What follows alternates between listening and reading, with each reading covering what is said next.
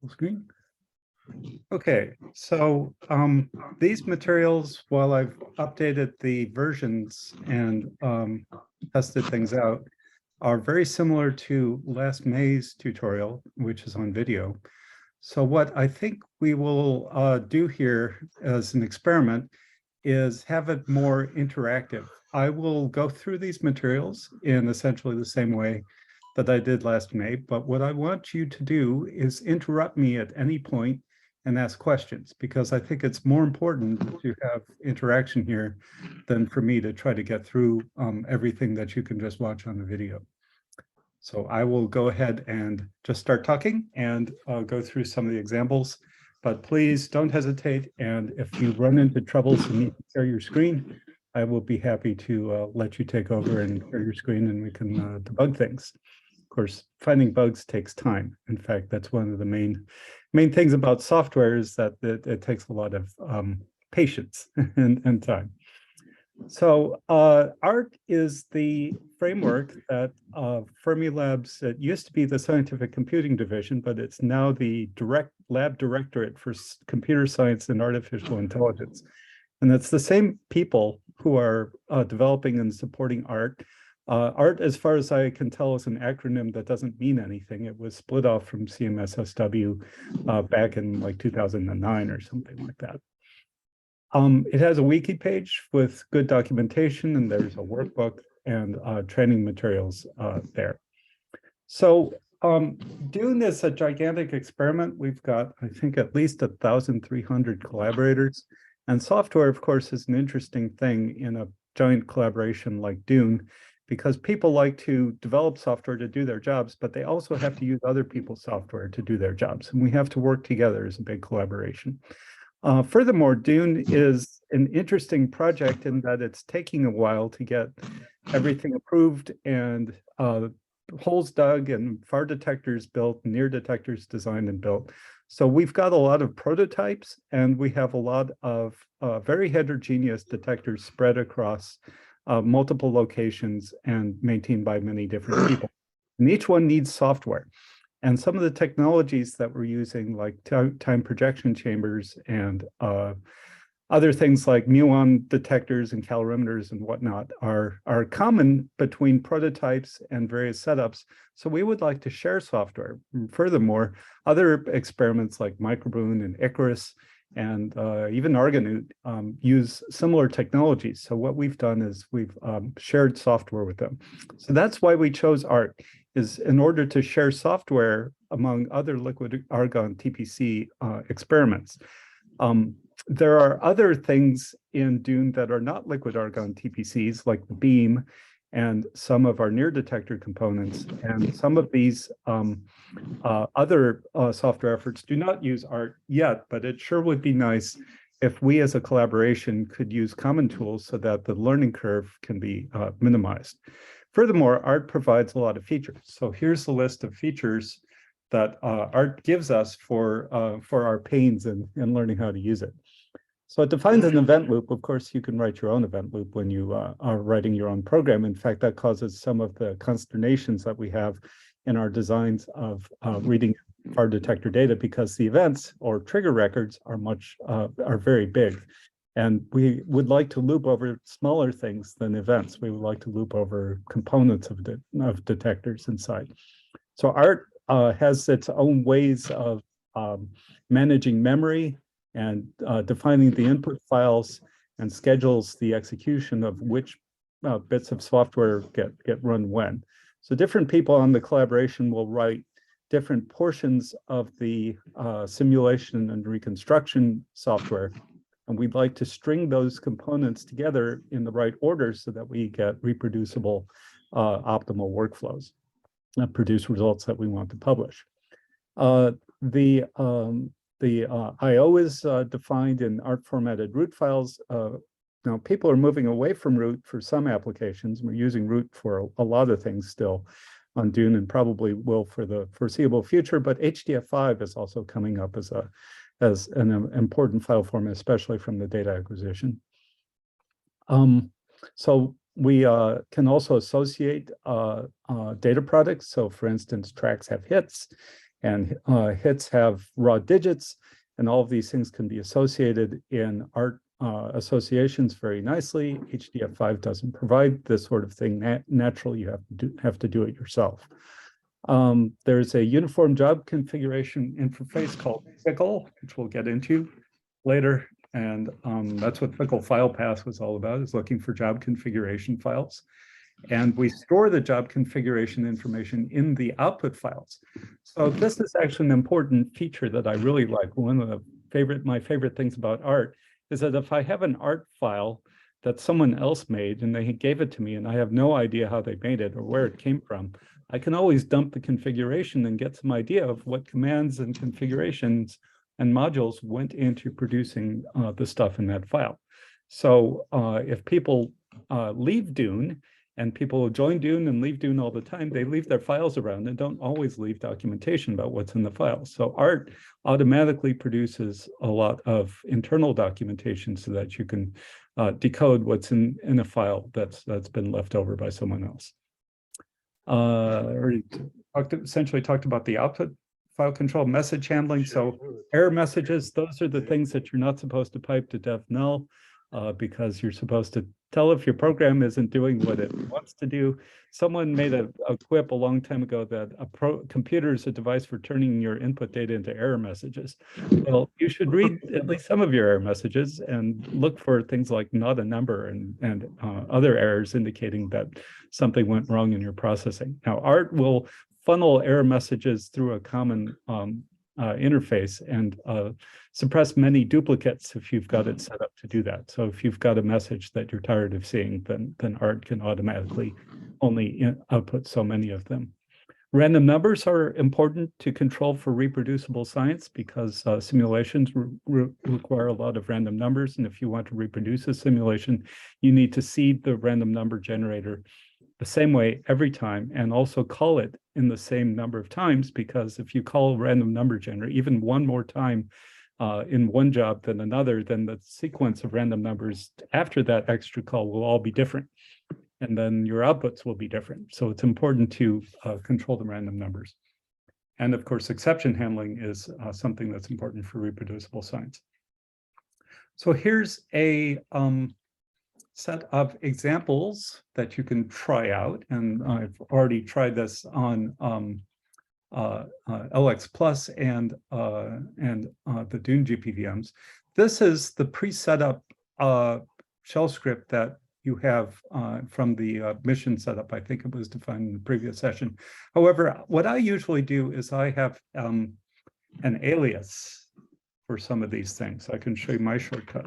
What I do is log into a DUNE GPVM. And for some reason, 9 is my current favorite.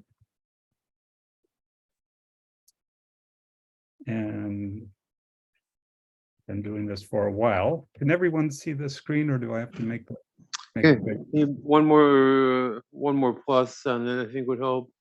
One more control plus. Yeah. Yeah, there you go. Okay. Okay. So I have an alias set up in my bash RC, which essentially does what's in this pre-setup and the DUNE setup and the setup DUNE SW. All three of those commands are in the single alias that I have set up, and the multiple commands are separated by a semicolon. So what this does is it sources the setup DUNE, which sets up UPS, and then the setup DUNE SW sets up the DUNE software stack. So the UPS command is necessary for setting up anything at all. That's what this pre-setup thing does. Actually, that's what DUNE setup is. This defines an alias called DUNE setup, which is the same thing as sourcing this thing, setup DUNE. There. So there are a lot of ways of doing this. And then I guess I have to do setup fnull security. Oops. And I go ahead and actually execute that. I called this my alias root 6 because we used to use root 5, and I had a separate alias for that. Setup fnull security. And this is this KX509 stuff that people were mentioning earlier in the session. So Steve already mentioned that you should do UPS. Excuse me, can I ask a quick question? Yeah. The setup FNAL security, it checks some kind of key, and it says, can it be reused? Yes. So have we already done this then somehow in our setup procedure? Yeah, when you did case 509, that was case 509 is heading instead of for security. So if it was, if you did it once, you already have it. That's right. Right. So it's Thank you. smart, and it can reuse this thing if I had already created it, but if for some reason it's not there and I just deleted mine, I can do this again, and this is what it'll do the first time, is it'll get me a new one. Tom, can you please come up half a line? Your prompt is obscured by the Zoom bar. Yeah, there we go. Thank you. Okay. Okay. And Steve told us to see what all the versions are. And the -A is to get them all, but the K and the plus are there, so you get a nice formatted list. If you don't do that, you get, well, this is one line per version. And the this is the version tags, or the version number. And this we're already up to 963 6503, but we're going to use 96501 because I tested that for the tutorials. This is the flavor. There's only one flavor. It's Scientific Linux 7. So all of these flavor strings are the same. And this E20 corresponds to a particular, did I already set it up? I think I did. So G++ -- version. You can see what version of the compiler it is G++ version 930. We also have Clang versions. So we can use either the GNU compiler or the Clang compiler. And Clang is written by the LLVM guys. And it's a totally separate compiler infrastructure and code for running the compiler. And the reason we have two compilers is because they have different error messages. If you have some code that is a little dodgy and compiles with one compiler but not the other, then it's probably got a problem, and you should fix whatever problem it is, because your results will be more reproducible. So if it compiles on one but not the other, then chances are that it might do something that you weren't expecting. And there are things in C++ that give undefined behavior that will compile. It just gives you random answers depending on when you run it, and depending on which compiler you compile with, you might catch more of these things that are not very good C++. So it's good to have two compilers, check things with two compilers. So we do this with the released versions of everything. We use both E20 and C7 in the release. You can, in your own work, just pick one compiler because it's a bit of a chore to go and compile everything twice with the other one. Okay, so I already set up DUNE SW. That was in my alias. And in fact, I should say what UPS does is it sets up not only the thing you ask it to set up, which is DUNE SW. I set up DUNE SW version 96501 D00. And what that does is that sets up everything in this tree. So not only do you get the top, but you get everything underneath it. And you may find some things that are kind of familiar in here. So there's root in here. In fact, maybe I have to search for root. Where's root? There's root. It's down at the bottom of this dependency tree. Oh, there's root. And a lot of things like art, root IO, and things that have root in their name. So you get not only the thing that you set up, but everything you need in order to run it. And the DUNE software stack is intended only to run when you set up the whole thing. So if you just set up a piece of it, like DUNE prototypes or DUNE examples, you might not get a full operating software stack. You should really set up the top. And the reason that it is divided up into all these pieces is just because it takes forever to build the entire stack. If you see some of our old tutorials, you'll notice that we used to call this thing DUNE TPC, where all of the DUNE software was in one repository. It was taking hours for people to build it, but it was meant to be run all together. So we split it up into different pieces, but it's still important to set the whole thing up. It turns out that setting up this whole software stack doesn't take much time, but it does take a long time to compile any one of these pieces. If you've ever tried to compile root, you'll know what I'm talking about. Can I ask another quick question? Oh, sure. Yeah. So when we look at all the different software flavors and we see there's these latest revisions, are they is the highest number or the most recent one safe to use? I know we're using the 01 D00 just because, but is there an official announcement of what the latest supported software tag is at any time, or we just have to come here and look for the latest and try it? What's the sort of protocol there for choosing which version to use? Yeah, okay. So the reason that we keep all these versions around is for stability and reproducibility.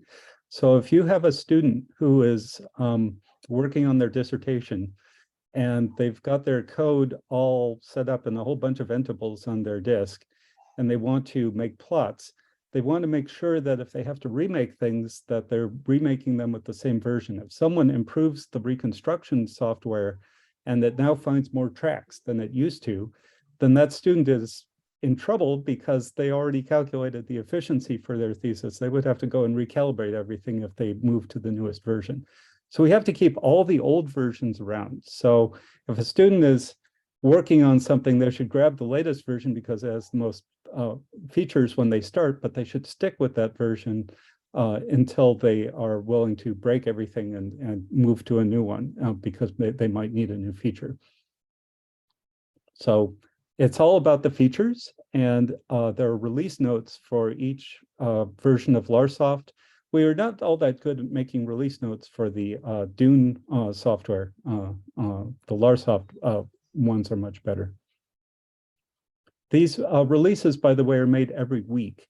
So there are many of them. And mostly we're there to catch up with the LArSoft features when we cut releases, because the LArSoft development has been faster than even adding DUNE features. But sometimes you might want a feature in the DUNE software. So old versions should work, but you might find that they lack features that you want. And as you might guess, we're not able to add features to old versions or fix bugs in old versions. You need to move forwards. There's a question? Somebody has a question? No? Okay. Okay. So UPS Active is a good one since I already set up DUNE software, UPS Active. And what that does is it tells me which products I have set up. And that's this big tree that I just showed you here. Maybe it's better if I zoom in on it.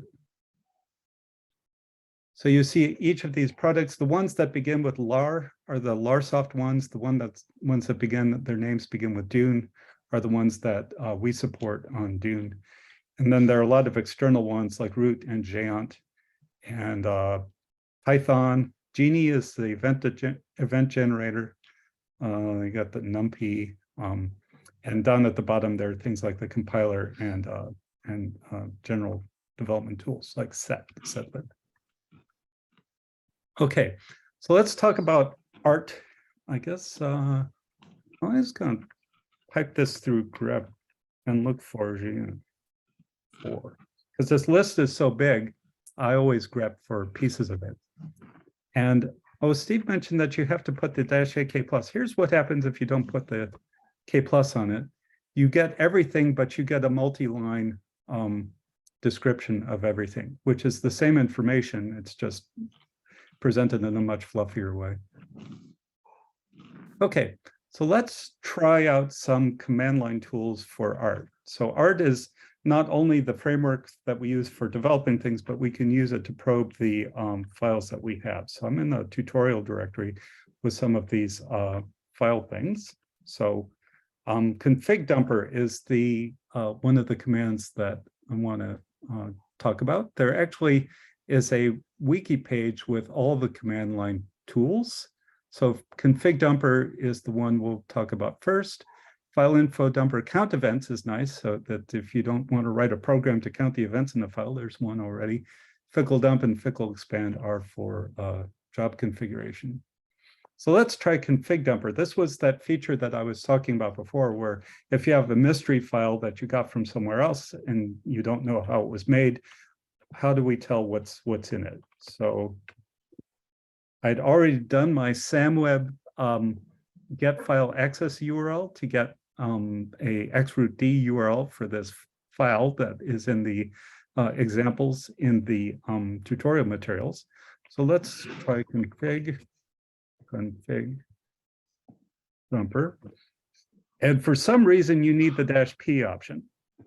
This says for process, things that were used to process the file. And you can omit the P option and see what you get. In fact, maybe we can go ahead and do that. You'll get a much shorter output.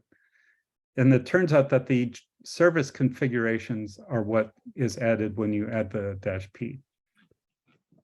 So these are configurations, fickle configurations for the job that produce this file, and you can get the help for the config dumper command.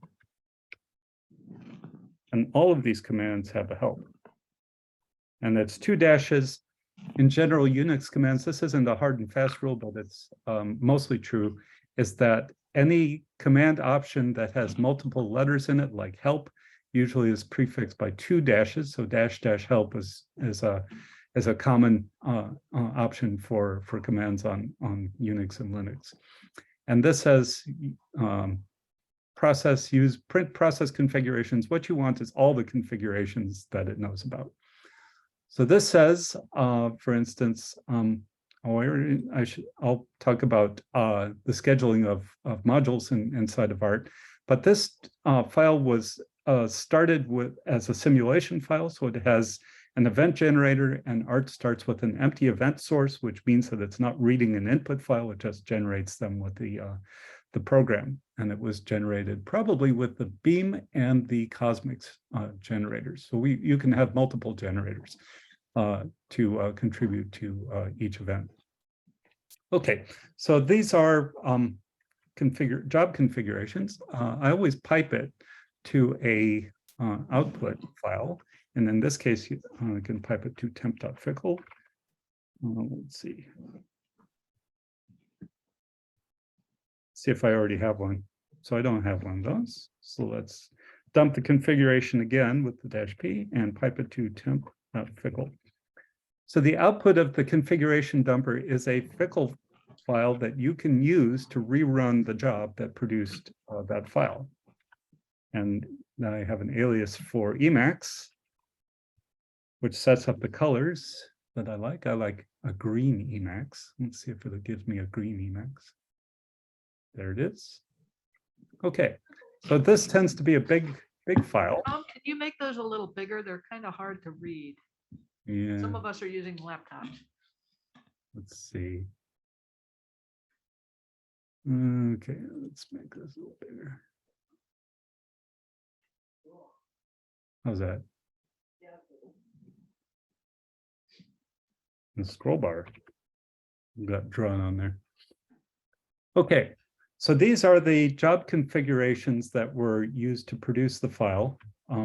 ART uses the word physics in a way that maybe it shouldn't. It's really about module ordering. So it should say, this one in particular, I think, was the reconstruction job. And here's the random number control. This is a module label called TPC raw decoder, just because that's the one that's the name of the module that's used to decode raw data. But I think this was a detector simulation and reconstruction. Is this RICO? That's in stage 1 data driven. Yeah, so this is a Monte Carlo file. So it's detector simulation. And I think it doesn't even have RICO. Let's see, let's do product sizes dumper on the other ones. Here's another command that's listed in product sizes dumper. And F0 means dump all the products, not just the big ones. And F means fraction. Hey, Tom, we probably Yeah. need to give people a biological break pretty soon. So Okay. choose a time and then we'll let people loose for 15 minutes. Okay. Well, I can break at any time. In fact, I think I'm scheduled to talk for 2 hours. So however that is set up is fine with me. So I will just keep on talking until I'm interrupted. Right now might be a good time because it's exactly 4:45. And if we say everybody comes back here at 5, that would be good. Okay. But you're obligated to come back. You can't give up now.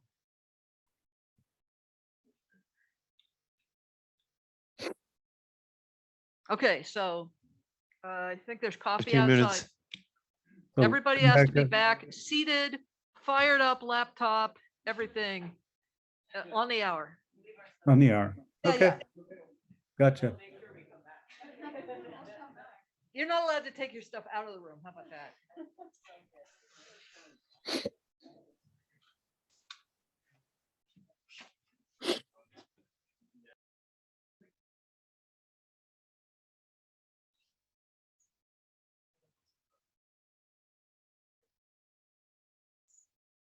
You guys back?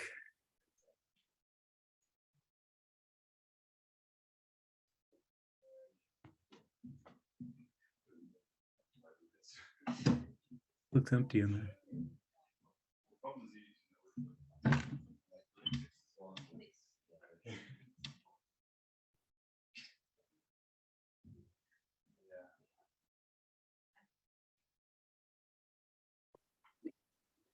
I wonder if the vehicles come to pick us up for dinner. He said it's 45 and Okay. it's situated on the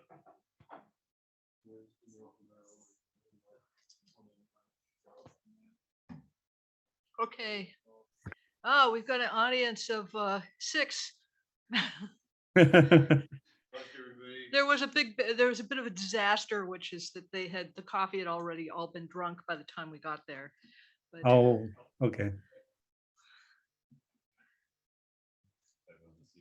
yeah, I should have banged on a gong or something.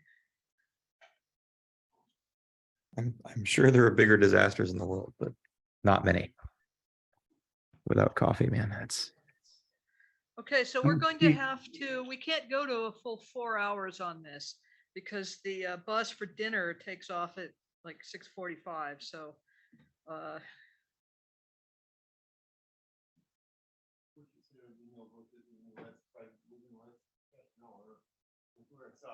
maybe it's on the Slack channel or something. I can probably truncate a bit.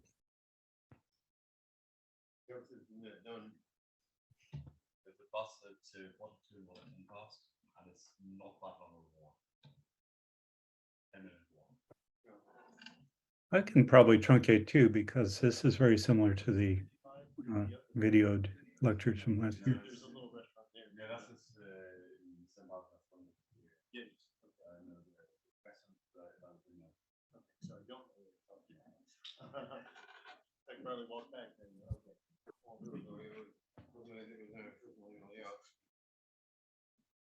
Okay. So there's a bus at 6:45 p.m. leaving from B39 and one at 7:10 p.m. And then Yeah.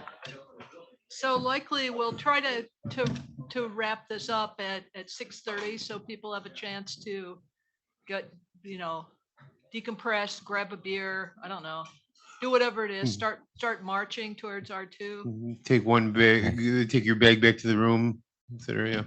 Yes, I would feel very bad to stand in the way of cocktail hour. So Okay, Tom. We got enough back in here. I think, Tom, you can probably start. Okay, sounds fine.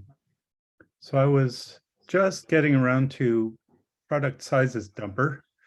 So config dumper dumps the configuration from an art job, and product sizes dumper, I pipe the output to a file called temp.txt. And that's my favorite thing to do, not pipe it to dev null, but to a temporary file so I can edit it. .txt.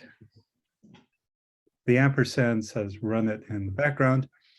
So the help on product sizes dumper, I ran it with the help option, said that -F puts a cut on the output sizes of the thing it's going to dump. So if there are a lot of zero size products in there, it won't dump it unless you set that fraction down to 0. So that's what I do. I always set it down to 0. So I know it could be in the file, not only just what's in the file, but what could be in the file. So what's taking up all the space? That's one of the exercises. I'm just going to blast on through because you don't have much time. So the thing that's taking up most of the file space in the file is the MC particles. So this is a Monte Carlo simulation, and MC particles contain not only 4 vectors and particle IDs, but they contain trajectory points. And that's usually what takes up all the space, are the trajectory points. There are backtracker records for the optical detector. SIM channels are true energy deposits on each channel. Waveforms for the optical detector. Rickaby wire, I should mention what a wire is. That's actually a deconvolved processed waveform.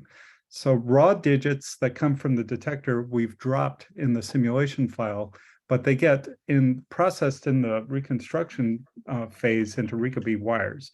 And Rickaby wires are floating point representations. They're deconvolved, so they've got noise filters and signal deconvolvers that are important for induction plane wires. So wire is not the greatest name for it, but that's something you just may have to remember. And then hits are found pulses on the Rickaby wires. Calorimetry are things like charge sums. So there's a link in the materials about what the data products are. There was a talk in 2019 by Tingjun at the Proto-DUNE analysis workshop that talks about a lot of these data products. So things like raw digits, Rickaby wire, hits, tracks, clusters, calorimetries. All those things are things that you'll need to do your analysis. So let's see. So I've already gotten a bit ahead. I was just peeking ahead. Oh, let's open up this file in root and see what we have. So not only can you run these art commands, but these are root files, and you can use root to inspect them. Whoops. And I don't want to pipe the output to temp.txt. And let's browser, and then click on the file name. So these are the trees that are in the file. And the one that is most interesting is the events tree. Event auxiliary contains things like the run and event number, and events can be written to the T tree out of order. So, and sometimes they don't start at 1. So sometimes you might want to look for run, subrun, and event numbers in there. And sometimes you can, for instance, oh, it's Rickaby wire. That was one of the things that we were interested in. There are a lot of associations between products. So these things that say ASINs are really associations. So let's go ahead and look at Rickaby hits, for example. And there are not dictionaries for these data products in root by default, but root is smart enough to be able to let you inspect basic things in there. So complicated things that are packed in C++ objects in complicated formats are sometimes difficult for root to parse and plot, but things that are simple, like the channel number in Rickaby hits. So for instance, this is a Proto-DUNE simulation file, and there are 15,000 or so channels. It's 2,560 times 6 APAs is around 15,000 total channels. And this just says where all the channel numbers are for the hits, and start times and end times. You can inspect these distributions just by using a T browser and root, because after all, these art files are root files. Okay. So I already mentioned that. LAR is the art executable. Which LAR? And it's a very small program. So you can see that it's only about 148 kilobytes long, 149 kilobytes. So what LAR does, and in fact, it's the same program as ART. So ART is the main executable. What it does is it reads a job configuration file that's written in Fickle, and that's specified with the -C option. So you fire up LAR or ART, and it reads the Fickle file, and it loads up all the other code it needs to based on the names of things in the Fickle file. And then you give it an input file, like this ART root file is the input file, and then you say what the output is for the ART output file. And there's another output file that's good for histograms. So this file will contain event data that you want to produce for output, and this file will contain histograms. Sometimes all you want is histograms when you're doing your analysis. You can also specify the number of events, and if you say help, LAR/help, you will get a list of all of the useful options for the LAR command, which actually does the same thing as the ART command. LAR is supposed to be a customized version of ART for use with the LAR-TPC LARSoft environment, but it turns out we never customized it. There was nothing in that we needed to add to ART to use with LARSoft, other than all the software that we put into LARSoft. Okay, so about the job configuration stuff. Fickle, the Fickle language is Fermi hierarchical configuration language. And there's this document here, I recommend reading it. Fickle files are searched for in Fickle file path. There's an include statement. So for the most part, they're built up out of other Fickle files. And once all the include statements have been processed, the result is called a Fickle document. So if you want to run a job that is based on a configuration that already exists, but you just want to change something, what you want to do is have an include statement for the Fickle file that you want to run, and then you add to it just one line to change the thing that you want to change. So what Fickle, there's a rule in Fickle that says that you can define parameters multiple times. You can actually have a second line redefining a parameter, and the last definition of a parameter wins. So that means that you can include an old configuration and just overwrite the old configuration value of a parameter with your value and run the whole thing with your new value. So here's an example. So it might be nice to be able to look inside a Fickle configuration and see what parameters there are, change one, and rerun it. So Fickle dump is an ART command, and Fickle dump. And what am I going to do? I'm going to do proto-DUNE refactor G4 stage 2, proto-DUNE. Refactor G4 stage 2. Did I get that right? Fickle temp. And I already have a temp.txt. Let's call it temp2.txt. And some of the commands have hyphens and some of them have underscores.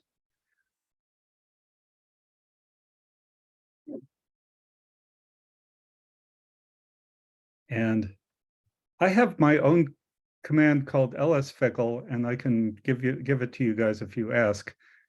And they'll tell you where this thing is. So there's this search path called Fickle file path, and this tells you which one it is. It's kind of like the which command, which looks up things in the path.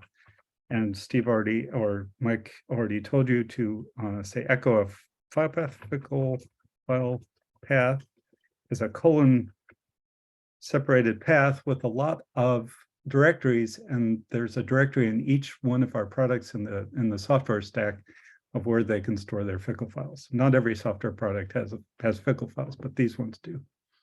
Okay, So Can I I ask did a it done. question about fickle Yeah. files? Yeah. For the data acquisition, I know ArcDAC uses a fickle file for configurations, but then I just learned this week that DUNE DAC, which will take over, does not use fickle files. Is that going? Are we still going to use them for simulations, or what's the future there of fickle files? So yes, for the foreseeable future, unless we jettison the framework, fickle files will be used for simulation. The DAC is its own group, and they don't always pay attention to what the rest of DUNE is doing, so they can do what they like. However, what we insist on the DAC providing is the configuration information that the DAC was running with, because that's important to understand the data. So what they've proposed to do is take all that information that used to be in the fickle files that were now stored in the configuration in the data files and put it in a database. We'll have to look up that configuration from a database instead of being able to read it out of the data files. Thank you. Mhm. So here is that job, one of the job configuration files. This is refactor G4 stage 2. If you see in this setup, we've got the exercises. I think I've got exercise on current workflows down here. This is one of those configurations. I think I didn't have the SCE data driven. So this is without space charge. So I ran this workflow on LX Plus a couple of weeks ago just to check and make sure it works. So you can just cut and paste this into a terminal, and it should work either on a DUNE GPVM or on LX Plus. So if you run on LX Plus, there's one file that you won't be able to get unless you use the local copy. So I've got a version. This is the version that I ran on LX Plus. So this is one of the standard workflows, and this is what the configuration looks like from FickleDump. And if you want to rerun it, but change something, and one of the exercises we have, and we don't have much time here, so I'll just show you how to do it. Field. So here's one of the exercises, is to take this fickle configuration and change the drift field from 486.7 volts per centimeter to 500 volts per centimeter. Okay. So here's the job configuration that should have the 486.7 volts, and I want to change that. So in fact, what I'm going to look for is the word field, because the 486.7 is not written as 486.7. It's in scientific notation, so my search would not have looked for it. If I look for field through here, I'll also find that there's no magnetic field in this configuration. So we do have the ability to set magnetic fields in here, as well as the field between the wire planes. But the drift field that I wanted to change is this one. So I noticed that this field, there are actually three fields. There's the bulk field that's in the main part of the detector, and then there are the fields between these. I think these are fields between the drift planes. So it might be duplicate with the other configuration, but this is one I'm more familiar with. Okay, so it's in a service configuration called detector properties service block, and that's in the services block. So if I look at the how-to here to change things, what I need to do is create a new fickle file that includes the fickle file that does almost what I want, which is the one I'm dumping here. And then I have to know what all the blocks that are in that describe the parameter that I want to change and the parameter name, and set it to the new value. So here's how to do that. I will my G4 fickle. And I need to include the one that I almost does what I want, which is this one that I had dumped. And it's always better to cut and paste rather than retype. And then I need to know this block, all the blocks that are for this parameter that I want. It's in that services, that detector properties, And capitalization is important. Service, E field. And then if I'm going to change it, I have to change everything that is in there. So I can't just change one of those.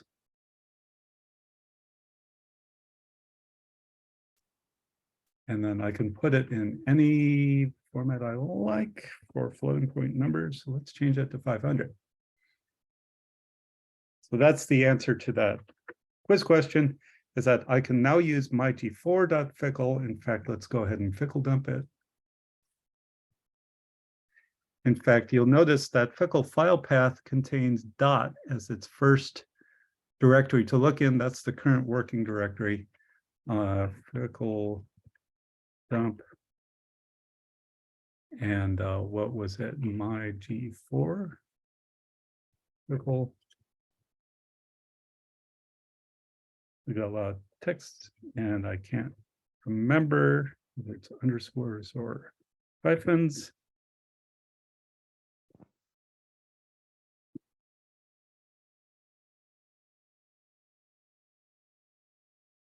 And I hope this came out in the same order. So here I can tell that I've changed just the parameter that I want, but it's been incorporated in the entire configuration. And I was able to just change one thing. And then I would rerun the job with my change parameter. Okay. And then there's an exercise for changing, say, one of the recombination parameters for the modified box model, which is what we use for simulating the recombination. So ART has producers, analyzers, sources, services. You can read all the documentation here. Producer modules have to run before analyzer modules because ART thinks that you should produce things before you analyze them. This turns out to be causing memory problems with FAR detector jobs, because if you have to produce an entire FAR detector trigger record worth of data and store it in memory before you can analyze any of it, that means you can't loop over subsets and throw away the pieces that you've already processed. You have to produce them all and then analyze them all. So we are looking into ways, in fact, we already process the raw data in bits without putting it into the ART memory. So that's the description of the ordering of plugin execution. When a job starts, it calls the ART looks at the fickle configuration for all the module names. In fact, let's look at this fickle configuration here. We had services, in fact, services are some of the first things. So channel status service will correspond to a shared object library that gets loaded dynamically by ART when ART starts up. Then ART will call the constructor and initialize the channel status service with all these fickle configurations. And then it does the same thing for producers, analyzers, sources when it starts up. And when it analyzes each event, it'll call the source and then the producers and then the analyzers. You're welcome to write non-plugin code. So you don't, not all C++ code has to be an ART module. You can write your own libraries and call the code from there. Data products are retrieved within ART jobs using getHandle and getValidHandle. You can also get things by association with other data products. What I recommend actually is this trick at the bottom of this training page is check out an inspection copy of LArSoft. So what I do is I go to my own inspection copy, which I put in a place called inspect. And I've checked out all of the DUNE code and all of the LArSoft code. And let's say I can grep -r-i, let's see, get handle DUNE Calib. So what this will do is it will look for all instances of getHandle in the source code in DUNE Calib. I'm not sure if DUNE Calib was the best one. Gosh, this is slow. If I had done this on,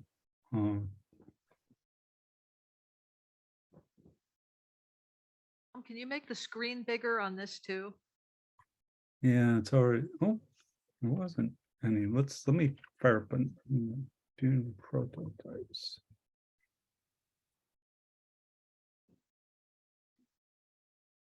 Like that. Yeah, it's better. These people are young, but it's still real small. I've got my screen right next to my eyes. There we are. There's some get handles. So if you want some examples of retrieving data products, you can look in the art manual and find out there's get handle, or you can look at any of these producer and analyzer modules and see examples of how to retrieve data products from them. And that's what I do. In fact, if I want to know how to do anything in art, I usually just look in examples and copy the examples for how to do that. Okay, so we're kind of short on time. Maybe I should go over the build system. So you guys asked about MRB. And I've got this thing. And this, of course, has its own tutorial page. And man, I don't have enough screen real estate if I'm going to be this big. Okie dokie. So actually what I'm going to do is I'm going to log out because my environment has all that stuff in it. And what I need is 3 sessions. So this session will be my source. This will be my build, and you may not have to read everything in this build. And this actually, no, that'll be the run because it's on DUNE GPVM09. Let's log into a build node. And DUNE build 02 is my favorite build node. Here's a tip. Maybe I need to, is it control plus? Yeah. Cat proc CPU info. When you log into a DUNE GPVM or a build node, it'll tell you how many cores there are. But if you forgot, you can always cat proc CPU info, and it'll tell you about the CPU in there. There are 16 cores in this machine, numbered 0 through 15. You can see how old they are. This is about 5 years old, running at 2 gigahertz, and there are 16 of them. You can see who's doing what on this with the top command, and it also tells you about the memory. So there are 32 gigabytes of RAM on the build node. If I do this on a DUNE GPVM, I notice there are only 10 gigabytes of RAM. So if I'm going to build code and run a lot of build processes simultaneously, it's important to have RAM on the machine, or limit the number of processes to build with, because GCC takes a lot of memory. So, okay. Yes, but Well, don't here's- abuse this. Just one thing. If you need a lot of memory for your root job, do not use the build machines. They're just for building. Right. So when you log in, you should get a little message saying the build node is only for building, because other people are building and they don't want to wait for you to finish your job so that they can do their build. Because people are generally impatient when they do their build. There is a build VM at CERN also. People are Is there? interested. Yeah, at least there was. I believe still there. Yeah, the LX Plus nodes usually give you like 8 or 9 cores, and they're not too bad. So what I've done is I have copied this script over, cut and paste. So this is all tested with the new versions and everything. So this new dev Jan 2023 tutorial is just a copy of what's in that tutorial page over there. And I will go ahead and execute it. And this is the slow step. So I can tell you what all these things do. So we already said something about what the qualifiers are. This is GCC with version 9. Prof means profile, but it really means don't compile with debug and compile with optimization. It's rather difficult to debug a optimized program with the debugger. You can always put print statements in that works with debug or optimized code. But if you want to use the debugger, both the debug and optimized versions have symbols for the debugger, but it's kind of confusing because the optimizer will reorder your statements, and it will put some of the variables in registers where you can't see them. So the debug turns off the optimization, puts all the variables in memory where you can see them with the debugger. And then what all this stuff does is it makes a new directory, cleans it out. So you better watch out. This directory is called Jan 2023 tutorial. So if you have one already, watch out because the script is going to delete it. And then it'll check out ProtoDune Anna and build it. So let me go ahead and run that. I already did, but you can see how long it takes. UDEV Jan 22. And this does all the setups. So you notice that that sets up the DUNE UPS area and checks out the version with V09 6501. I should mention that this whole stack, at least the DUNE part of it, has the same version numbers for each of the DUNE products. So whenever we cut a release of the DUNE products, we update each of the DUNE products with the same version tag. This is not true of LArSoft. All of these products come with different numbers. So what this MRB command does, it actually has a lot of functionality. It can make a new directory with the new dev command. MRBG does a checkout. G stands for git checkout for the source code. So there are two copies, well, two versions of code. One's the precompiled version in CVMFS, and the other's the source code that you check out and rebuild. So if you want to change things in software yourself, you have to check out the source code, but you also have to set up all of the products that you're not editing. So we're checking out just ProtoDune Anna here. And all the other parts of the software stack have to be set up out of CVMFS, including the rest of the DUNE ones. So that's what these things are doing, is that this checked out and it's now building it. So that checks out the source, MRB setenv sets up the build environment, and MRBI runs the build step and the install.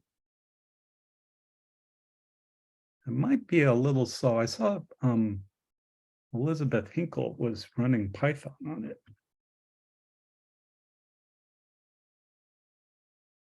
And you can monitor the build in another session with top and see if it's just me. Oh, it's half done already. So Elizabeth is running Python for some reason. That's okay. She's just taking one core. I do know some people sometimes use -J32 on a build node, but there's no point in that because that fires up 32 processes when there are only 16 CPUs. So they all have to wait their turn anyway. So you're not going to get more CPU by putting this J a bigger number than the number of CPUs. In fact, what you end up doing is using more memory. Some people will sometimes put J16 asking for 16 build processes. You can see that I've got 16 CC1 plus, that's the GNU compiler, going all simultaneously. If you try this on a DUNE GPVM, it'll run out of memory. So you can see how much memory. It's not so bad. I think it's 2% of 32 gigabytes per one of these things.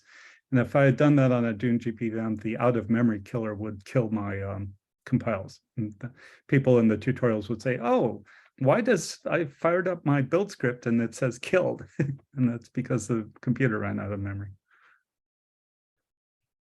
Okay, 75% done. What do we have next after we do this? I should mention what the setup script is. Setup. So we talked about how to set up the precompiled software releases in the earlier tutorial sessions, but this is how to set up your own built software.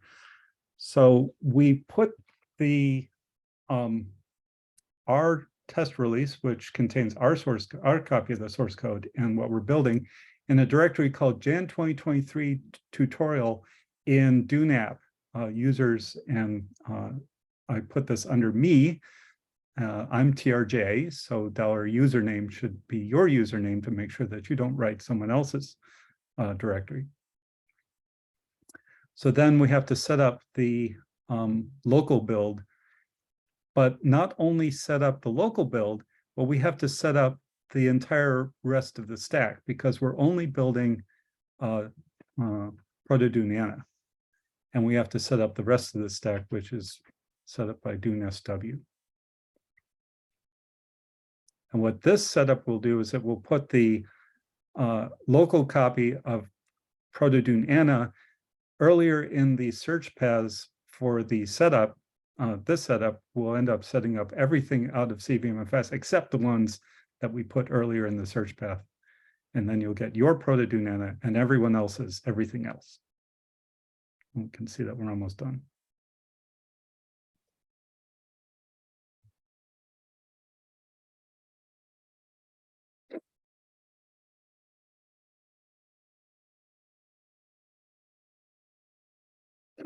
I'm going to run the setup after the build is done. But I think I could run the setup before the build is done, but the built products aren't going to be installed yet until that install finishes. So the setup does an MRB SLP, which I think needs the install. So I'm going to wait for this build to finish before setting it up. Okay, so the build is finished. I'm going to set it up now on a DUNE GPVM09 because I can run programs on the GPVMs, but I should build them on the build nodes. So this MRB SLP is the last thing. It sets up the local products for the code that I'm building. So UPS active, and then I grab DUNE SW.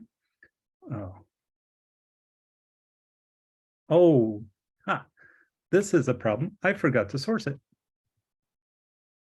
So if I just run a script, it's not going to change the environment because all the environment variables that get set in the script go away if you just run the script by invoking it with its name. If you source the script, however, the script is run as if you had typed the commands in the session, and that means that the environment will stay if the script sets environment. So any script that sets environment variables up, you have to source. So let's check this. So DUNE SW is run out of CVMFS, but if I want to look for Proto-DUNE, which I built here, then this version of Proto-DUNE is the one that I just built. It's in DUNE app users, which is scrolled off the side. So this is my own DUNE app users Proto-DUNE and everybody else's DUNE SW. So that means that when I run this program, I will be using my version of Proto-DUNE and everybody else's version of everything else in the stack.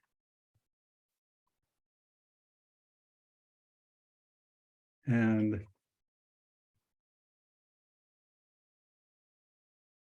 we recommend having 3 sessions. One of them is for building, one of them is for running, and one of them is for editing source code. And you don't really need to set up the environment for editing the source code, but you do to run it. So where am I? I'm in a work directory. So that's the other thing that the script does, is that the new dev made my own little work directory in the test release, and then the setup script CDs to it. So what are we supposed to do? We're supposed to maybe run one of the programs. So I already went over a lot of this stuff. Let's run the program. Oh, I have to set up FNL security. I forgot to do that. And you'll notice that I already had my proxy. So in fact, I didn't even have to do that. And here's that input file. I already checked the cache state. It's on disk. It's on tape and disk, but I made sure that it was staged before we do this exercise.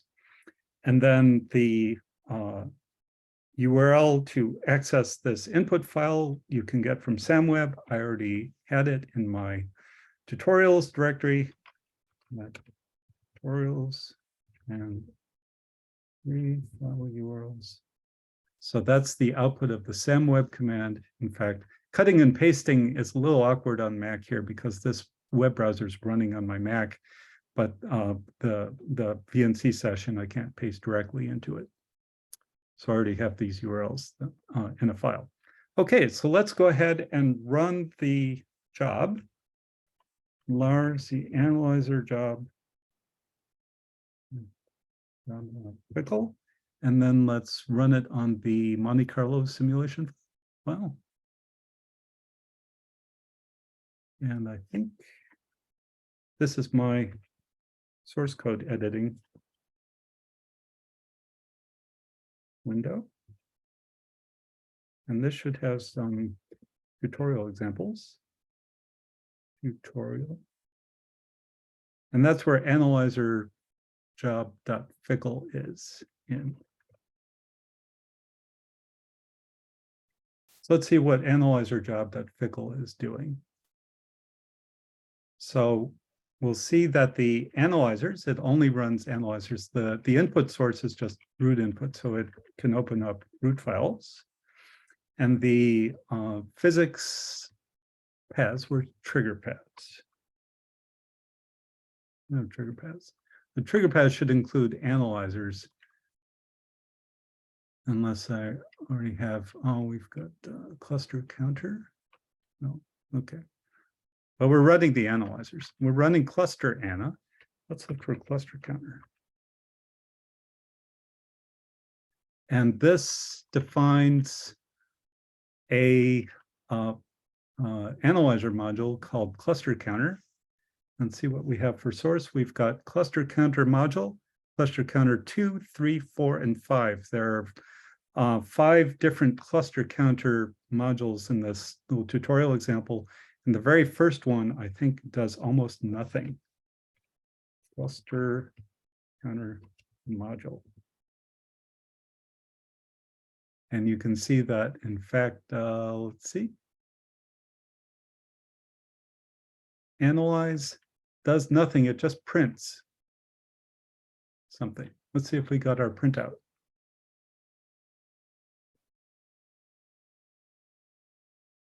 Cluster counter module on event number. So you'll notice that we produced a lot of messages, and you get begin processing for the event record. The Photon Backtracker service is one of the services that just gets initialized all the time, and it's very chatty. That says okay to rebuild this on simulation. Some of the backtracker doesn't work if things that it's backtracking to haven't been simulated yet. So some people are very cautious when they print out error messages. So this particular cluster counter module didn't count any clusters. It just printed out a message. So that was the first tutorial exercise. And what we want to do is be able to change this configuration to run a more involved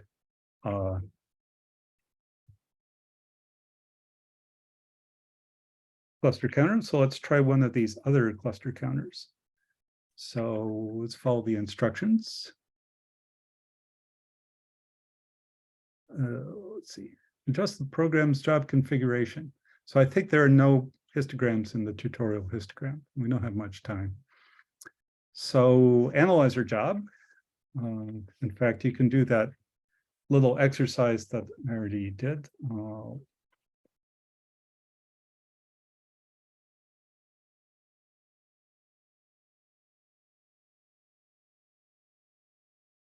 Yeah, you got an extra R in there.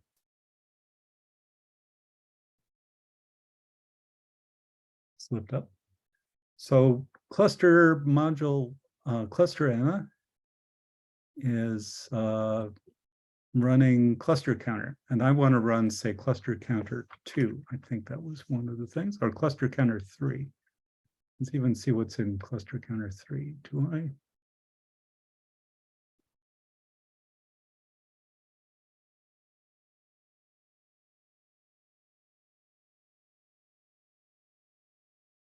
Okay, so cluster counter 3 does a little bit more.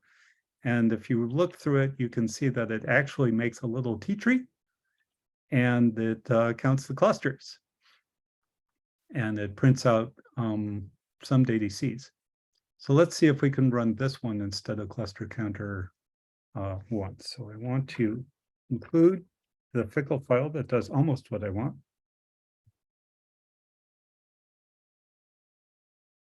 And then I want to change the thing that changes what I want to change.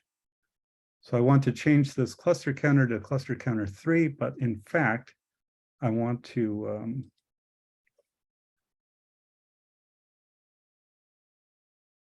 use this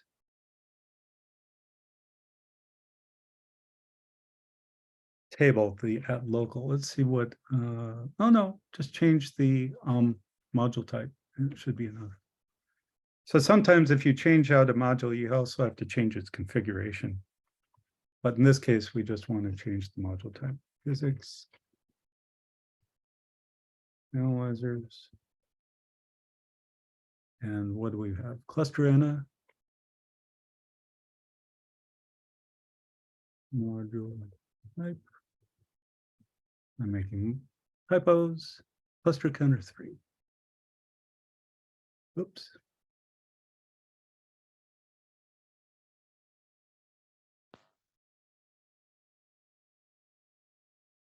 Okay, check that, and let's go ahead and run it.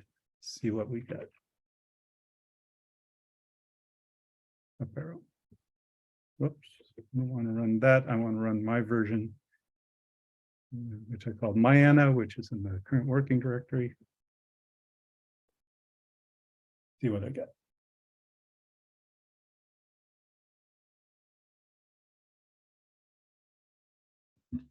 Hey, Tom, my evil spyware tells me that you're the only person actually running this right now on Fermilab machines. Anybody That's get fun. able to run it on CERN? I ran the Oh, build okay.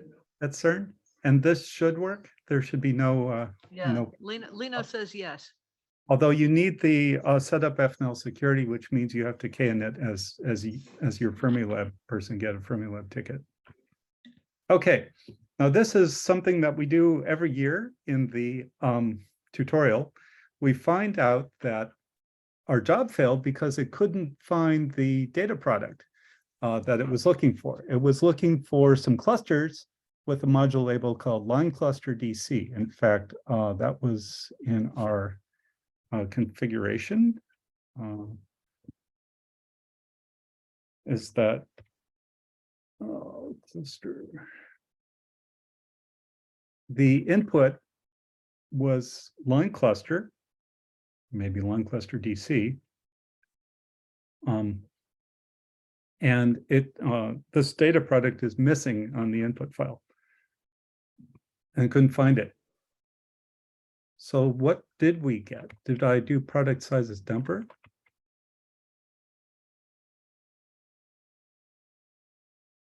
On the input file. Oh, what's the input file? There's the input file.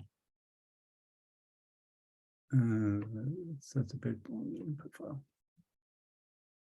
Hopefully I cut and paste that fine. And then we see what clusters we have. In fact, let's grab.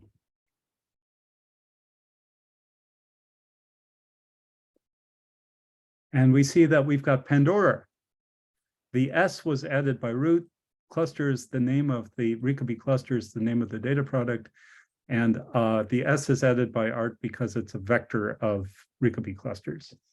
So we see that line cluster DC is not in there, but Pandora is. So let's count the Pandora clusters instead of the line cluster DC ones. So let's add the line telling cluster counter 3 to read the Pandora clusters. So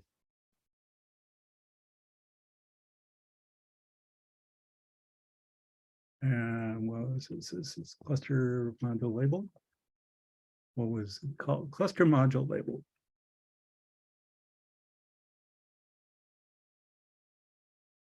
And let's change this to Pandora. I cut and pasted a lot, so I didn't have to retype. And is that a capital P Pandora or a little p Pandora? It's a little p Pandora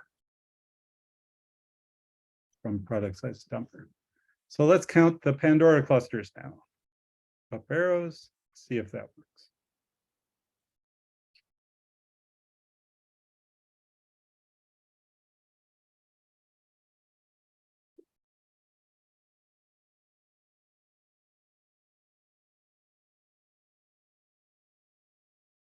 There we are. Now we've got printouts of summed ADCs.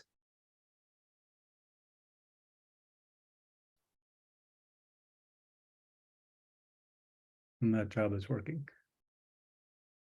What I normally do if we have time, and I guess we only have until the top of the hour, is add an extra histogram. And I've got instructions for how to do that by including TH1F and adding a histogram called tutorial histogram to this cluster counter 3. But you know what I'm going to do? I'm just going to add my own little cout statement.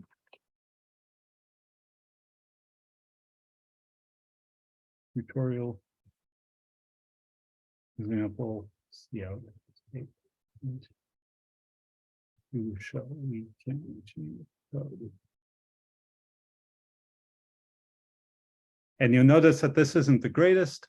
The MF is the message facility. That's one of the things that Art does in order to control error messages. But you can also use standard cout. So especially if you're using, if you're debugging, then you can just put print statements with cout, but note that it's hard to turn them on and off. So if you've got billions of print statements and someone else complains that their job has lots of debug printout, it's easier if you use MF to switch that off on a global level than if you have cout, because you can't turn those things off. Let's set the setup. So notice that I ran the new dev by invoking the script by its name. So I have to source the setup if I want to rebuild and set up and rebuild. So here I am in, let's go to MRB build here. So that's this build subdirectory in the test release, and MRB, in fact, MRBI J16. MRB setin sets up the build environment. There's some chattiness here that you can ignore. Those are harmless warnings. And then let's rebuild. While we're rebuilding, let's see if we got an output file. So there's tutorial hist. So not only do you get an event output file usually, but we had that disabled in this. We're just analyzing things. We didn't write out a copy of the input file. But we got a histogram file, so we can inspect that with root. See So what we Tom, we're going to Yeah. have to switch over to Ken pretty soon. So try to find a place, and then the rest will be left as an exercise for the users. Right. Okay. So notice that it was making a T-tree, and you can browse that T-tree with the root browser. For some reason, this is just rebuilding the whole thing. Well, maybe not. Be quick. One thing I should mention is that your general art job, if you specify an input file and an output file, will just copy all of the input data products to the output. And a producer will produce additional ones, and they'll just get added to the events tree. But unless you tell Art not to write out some of the input, you will get a copy of all of the input. And this is important if you want to rerun the job, or if you want to know where a job came from, job inputs came from. It's nice to have all the inputs as part of the output. This particular analyzer job does not make a copy of its input. It just makes a T-tree and some histograms. Okay, and we already inspected what the output looked like. It contains some T-trees. And the example that's set up as a exercise for the user is to add a histogram. I added a print statement. We're almost done. I only have 6 minutes. Should I show how to set up Do the you have less debugger? than 6 minutes? Yeah. Ken says he can't get through his stuff in time, so Yeah, I'm evil. well, I'm originally scheduled to talk till the end of the hour. Let's They just, sort of moved the bus schedule on us. oh, okay. The debugger is set up with Forge tools and you can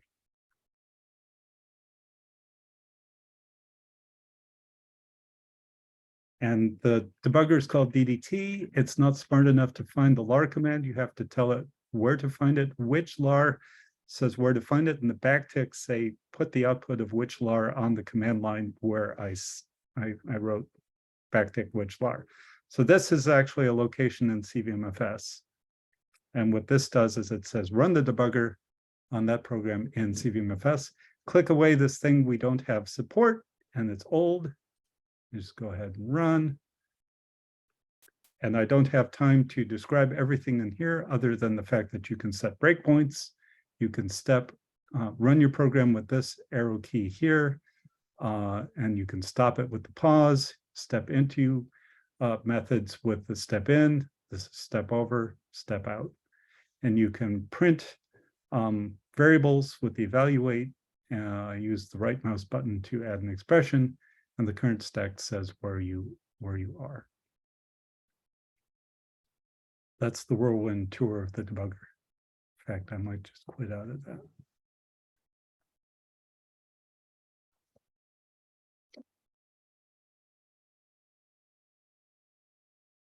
And the build is almost done. And if this runs properly, all it will do is add an extra print statement.